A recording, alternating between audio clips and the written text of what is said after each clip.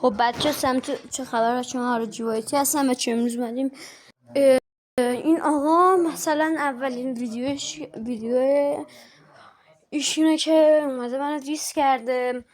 بعد میگه دیسم کردی فالوم داری، فالوم کردی دیسم کردی. داداش جان من به شما گفتم که من این فالوی شما رو کردم که برنامه هم واسه بمونه، حتی اگر زیاد پر بازی در میاری قرار دعوا میذاریم. بلند شو بیا پارک پایین سر کوچه ما آقا، یه پارکه، بلند شو بیا اینجا پارک ایساگران، بیا اونجا بهت نشون میدم.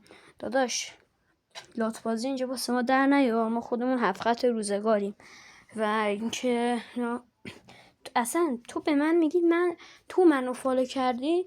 خب پروفسور قبل از اینکه این ویدیو رو بذاری بعد تو این ویدیو حداقل میگفتی منم فالوش کردم که بیام بهش دیس بدم و فلان اینا کنم. پروفسور تو خودت منو دیس که فالوم کردی.